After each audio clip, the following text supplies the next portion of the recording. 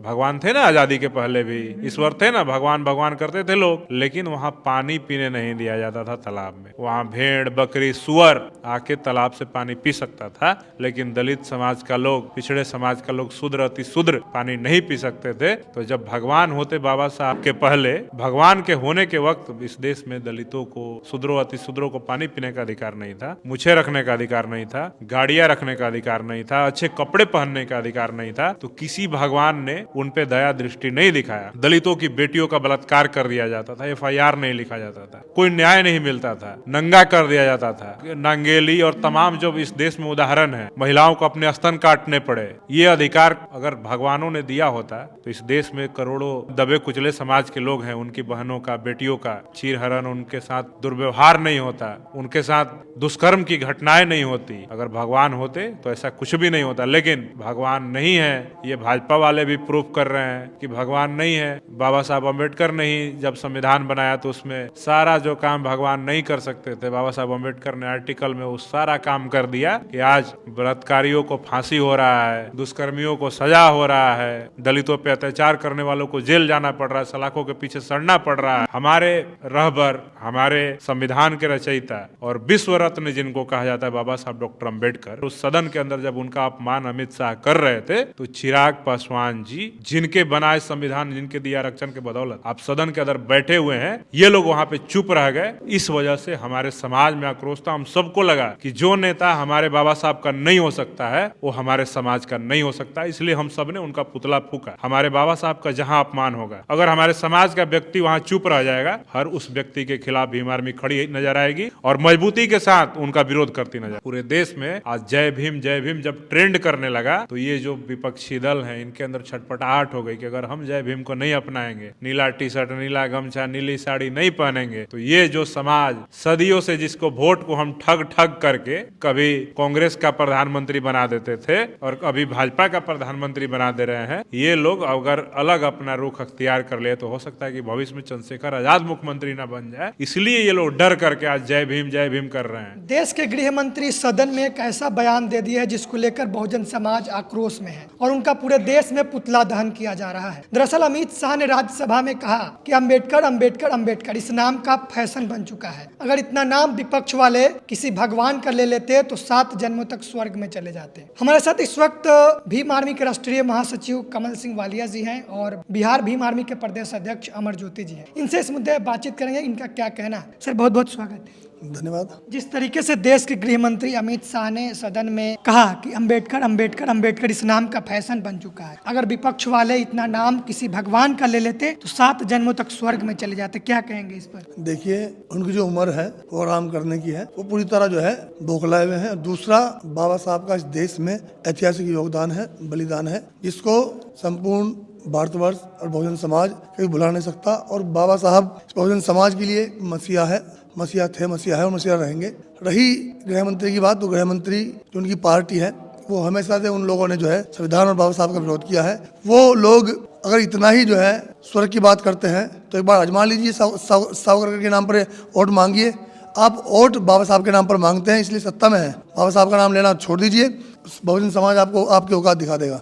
इसमें आपको कहाँ लग रहा है कि बाबा साहब का अपमान हो गया? क्योंकि चंद्रशेखर भाई भी इसका विरोध कर रहे हैं, आपत्ति जता रहे हैं इस पर, आपको क्या लग रहा है, कैसे अपमान हो गया बाबा साहब? देखिए, बाबा साहब बहुजन समाज की आस्था है, बहुजन समाज का विश्वास है, बहुजन समाज के मसीहा है। और रही स्वर की बात, तो आप मरकर देखिए, बीजेपी में जितने लोग हैं वो जो इस तरह की बात करते हैं, संविधान विरोधी बात करते हैं, उन लोगों को देखना चाहिए कि वोट बाबा साहब के नाम पर मिलता है। उनको बाबा साहब का नाम लेना छोड़ दीजिए, लीजिए अपने महापुरुषों का नाम या भगवान का नाम लीजिए, आपको एक वोट नहीं मिलेगा। आप बाबा साहब का नाम लेकर के उन समाज की वोट लेते हैं और उन्हीं के संविधान और उनका अपमान करते हैं। इस बहुजन समाज और भीम आर्मी आयास्मा पार्टी हम लोग बर्दाश्त नहीं करेंगे। बीजेपी कह रही है कि कांग्रेस ने बाबा साहब का अपमान किया, उनके जीवित रहते भारत रत्न नहीं दिया, मैंने भारत रत्न दिलवाया, उनको सम्मान दिया। ये कांग्रेस वाले अपमान करते थे, मैंने अपमान नहीं किया। एक नागनाथ है तो दूसरा सापनाथ है, दोनों कम नहीं है। दोनों ने हमेशा से बाबा साहब का विरोध किया है। अगर आपको बताएं कि वो RSS था जिन्होंने बाबा साहब की उनके जीते जी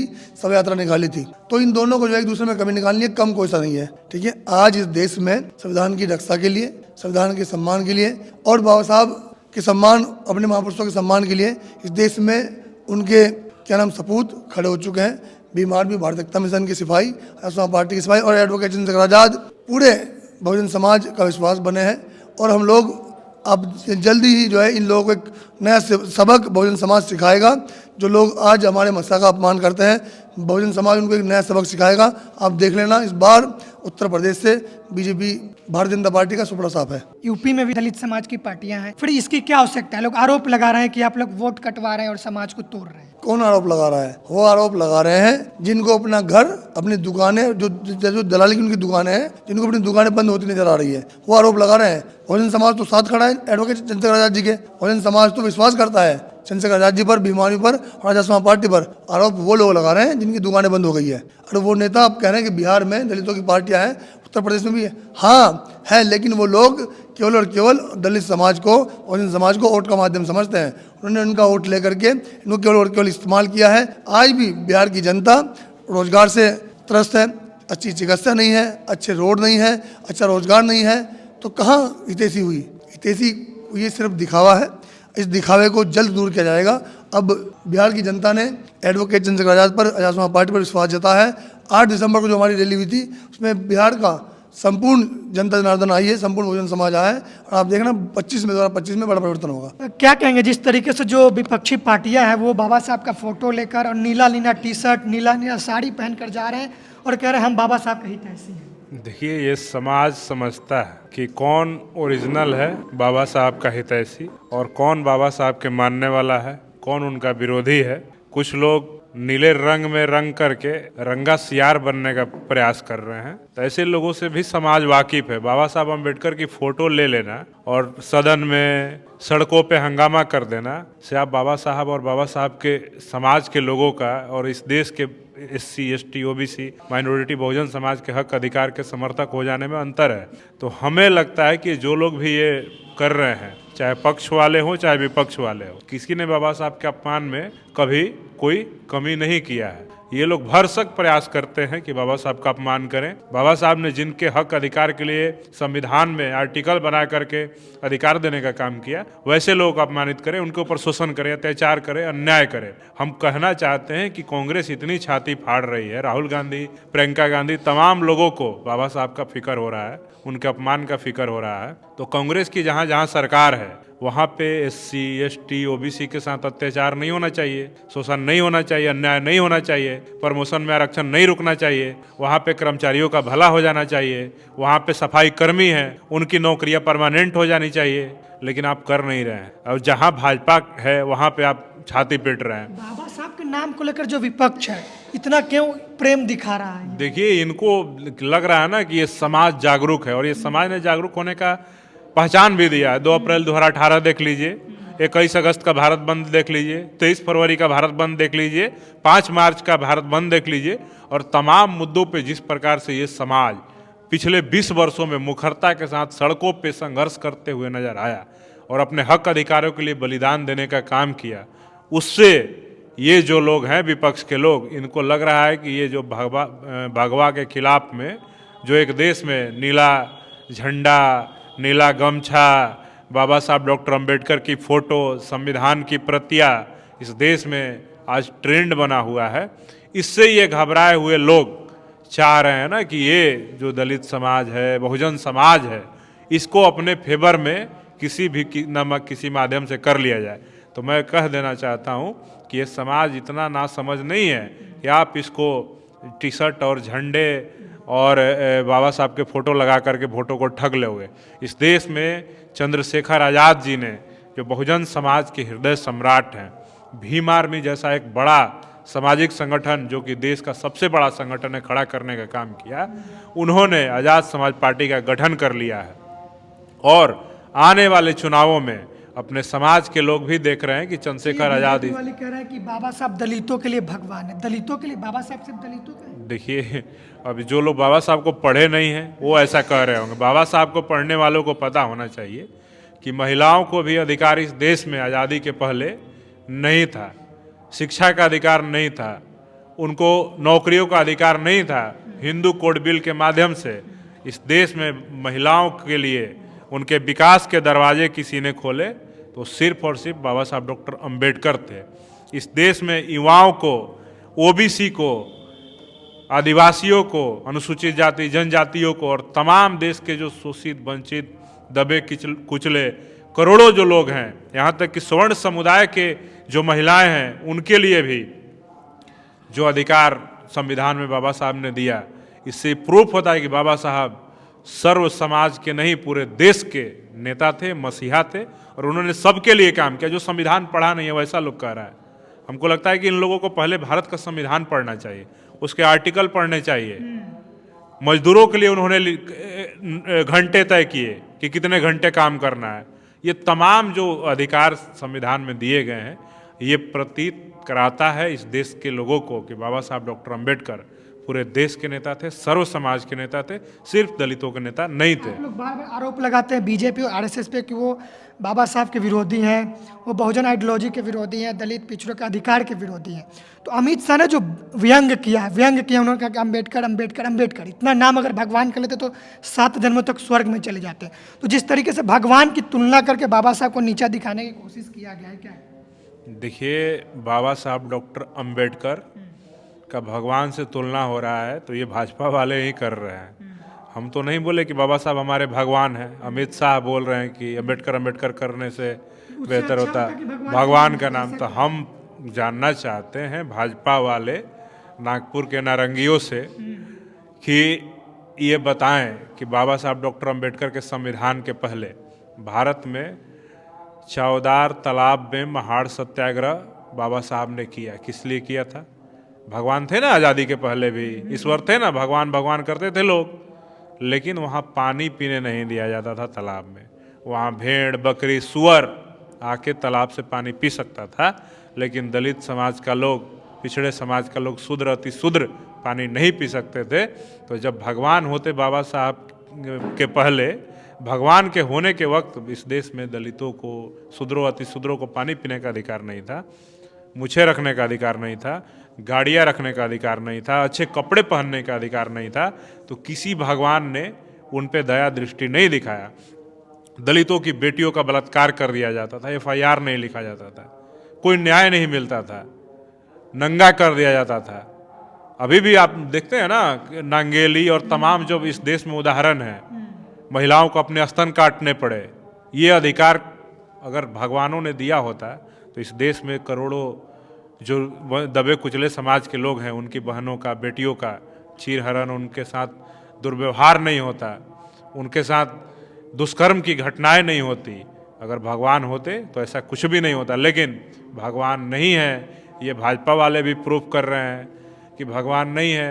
बाबा साहब अम्बेडकर ने ही जब संविधान बनाया तो उसमें सारा जो काम भगवान नहीं कर सकते थे, बाबा साहब अम्बेडकर ने आर्टिकल में वो सारा काम कर दिया कि आज बलात्कारियों को फांसी हो रहा है, दुष्कर्मियों को सजा हो रहा है, दलितों पे अत्याचार करने वालों को जेल जाना पड़ रहा है, सलाखों के पीछे सड़ना पड़ रहा है। अमित शाह जिस तरीके से विरोध हो रहा है, आप लोगों ने पुतला भी फूंका है अलग अलग जिलों में, तो अमित शाह घेरे में आ गए हैं, घिर गए हैं आप लोग के विरोध से। देखिएगा सफाई देते नजर आ देखिएगा माफी मांगेंगे। और बिहार के चुनाव में जब उनकी सभाएं होंगी तो हर सभा में जा कर के वो बाबा साहब का नाम लेंगे और कहेंगे कि नहीं, हम बाबा साहब का अपमान नहीं किए हैं। हम आपको इंटरव्यू आज दे रहे हैं, आप 10 महीने के बाद, 9 महीने के बाद जब बिहार विधानसभा का चुनाव होगा और अमित शाह जी और नरेंद्र मोदी जब बिहार के विभिन्न विधानसभा क्षेत्रों में चुनावी रैलियां करेंगे, उस समय देखिएगा कि भाजपा के अमित शाह, नरेंद्र मोदी से लेकर जितने उनके नेता हैं, सब लोग बाबा साहब के नाम पे माफ़ी मांगते हुए और सफाई देते नजर आएंगे। अम्बेडकरवादी पार्टियों को छोड़कर जितने भी ये पार्टियां हैं, कुछ समय पहले, कुछ साल पहले, ये लोग जय भीम के नारे से बाबा साहब डॉक्टर अंबेडकर के नाम से बचते नजर आते थे। अपने पदाधिकारियों को, अपने नेता को बोलते थे कि आप नहीं जय भीम का नारा लगाइए। लेकिन आज क्या चमत्कार हो गया, सब लेके घूम रहे हैं। देखिए, ये चमत्कार भीम आर्मी ने पैदा किया है। पिछले 10 वर्षों में भीम आर्मी ने चंद्रशेखर आज़ाद जी के नेतृत्व में, हमारे भीम आर्मी के राष्ट्रीय अध्यक्ष विनय रतन सिंह जी के नेतृत्व में, हमारे राष्ट्रीय प्रमुख महासचिव कमल सिंह वालिया जी के संघर्षों से देख करके इस देश के अंदर नीला झंडा, नीला गमछा और शान से मुछे रख करके इस देश में चलने का अगर किसी ने ट्रेंड सेट किया है तो चंद्रशेखर आज़ाद और उनकी पूरी टीम ने किया है। उनके संघर्षों को देख करके पूरे देश में आज जय भीम जब ट्रेंड करने लगा तो ये जो विपक्षी दल हैं इनके अंदर छटपटाहट हो गई कि अगर हम जय भीम को नहीं अपनाएंगे, नीला टी शर्ट, नीला गमछा, नीली साड़ी नहीं पहनेंगे, तो ये जो समाज सदियों से जिसको वोट को हम ठग ठग करके कभी कांग्रेस का प्रधानमंत्री बना देते थे और अभी भाजपा का प्रधानमंत्री बना दे रहे हैं, ये लोग अगर अलग अपना रुख अख्तियार कर ले तो हो सकता है कि भविष्य में चंद्रशेखर आज़ाद मुख्यमंत्री ना बन जाए। इसलिए ये लोग डर करके आज जय भीम कर रहे हैं, चाहे राहुल गांधी हो चाहे ये। आपने आरा में पुतला दहन का कार्यक्रम किया, उसमें आप दलित नेताओं का भी पुतला फूंक दिए, जीतन राम मांझी, चिराग पासवान का, क्यों ऐसा क्यों कर दिया आप? देखिए, हम कहते हैं कि अगर आप क्लेम करते हैं कि हम रिजर्व सीट से चुन करके एमपी बने, ये दोनों नेता तो रिजर्व सीट से ही जीते हैं, बिहार के 2 क्षेत्रों का प्रतिनिधित्व करते हैं, एक हाजीपुर वो भी अनुसूचित जाति के लिए रिजर्व है, एक गया, दोनों अनुसूचित जाति के लिए रिजर्व है। तो जब आप रिजर्व सीटों से जीत करके जाते हैं, तो बाबा साहब डॉक्टर अम्बेडकर ने अपनी किताबें जब लिखी थी, संविधान लिखा था, तो वो पृथक निर्वाचन क्षेत्र चाहते थे, लेकिन गांधी जब नहीं माने तो उन्होंने बोला कि ठीक है, हमारे इसी रिजर्व सीट से ही हमारे लोग हमारे समाज का प्रतिनिधित्व करेंगे, हमारे समाज के हक हुकूक की बात संसद में रखेंगे। लेकिन जब ये लोग उस जिम्मेदारी को फुलफिल नहीं कर रहे हैं, हमारे रहबर, हमारे संविधान के रचयिता और विश्व रत्न जिनको कहा जाता है बाबा साहब डॉक्टर अम्बेडकर, उस संसद के अंदर, उस सदन के अंदर जब उनका अपमान अमित शाह कर रहे थे, तो चिराग पासवान जी हमारे बड़े भाई हैं, बड़ा आदर करते हैं उनका, उनके पिता इस बिहार के बड़े नेता रहे हैं, जीतन राम मांझी जी हमारे अभिभावक हैं, हम उनका बहुत सम्मान करते हैं। लेकिन हमको दुख हुआ कि इन लोगों ने अपने जिनके बनाए संविधान, जिनके दिए आरक्षण के बदौलत आप सदन के अंदर बैठे हुए हैं, ये लोग वहाँ पे चुप रह गए। इस वजह से हमारे समाज में आक्रोश था। हम सबको लगा कि जो नेता हमारे बाबा साहब का नहीं हो सकता है वो हमारे समाज का नहीं हो सकता, इसलिए हम सब ने उनका पुतला फूका। बाकी हमको उनसे कोई उनका व्यक्तिगत विरोध नहीं है, वो अपनी पार्टी चलाते हैं, अपनी राजनीति करते हैं, वो अपना सांसद बनाना चाहते हैं, विधायक बनाना चाहते हैं और अपनी पार्टी को एस्टेब्लिश करना चाहते हैं, हमको उनसे कोई विरोध नहीं। लेकिन हमारे बाबा साहब का जहां अपमान होगा, अगर हमारे समाज का व्यक्ति वहां चुप रह जाएगा, हर उस व्यक्ति के खिलाफ भीम आर्मी खड़ी नजर आएगी और मजबूती के साथ उनका विरोध करती नजर आएगी। बाबा साहब संविधान लिखकर सबको सम्मान दिए, चाहे इस देश का SC ST OBC माइनॉरिटी महिला तमाम जो लोग हैं, वो आजकल प्रधानमंत्री कहते हैं OBC माँ का बेटा है, बाबा साहब को ऐसे बन गए हम प्रधानमंत्री।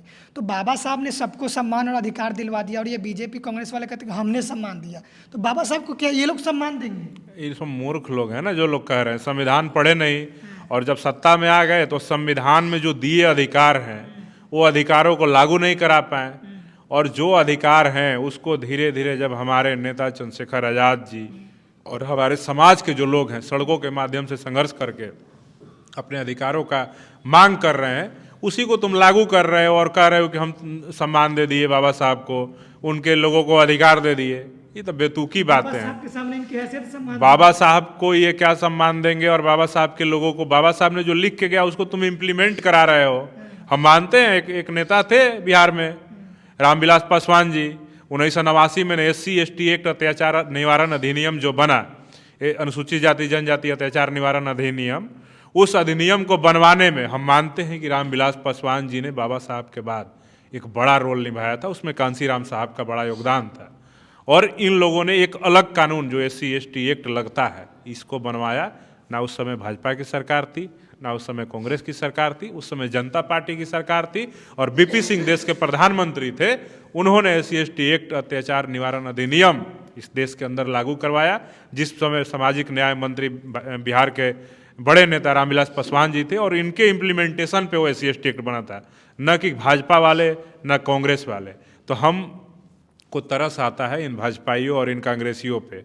दोनों RSS को पोषक करते हैं। जब ये सत्ता में आते हैं तो RSS नागपुर वाला सब टाइट हो जाता है, कभी कांग्रेस वाला आता है तो उस समय भी टाइट रहता है। तो कहीं ना कहीं ये दोनों लोग जो है, एक सांप नाथ एक नाग नाथ, दोनों बारी बारी से RSS को मीम्स बना रहा है, तड़ीपार बाबा साहब का अपमान कर दिए, तड़ीपार को माफ़ी मांग, तमाम चीज़ें कही जा रही है।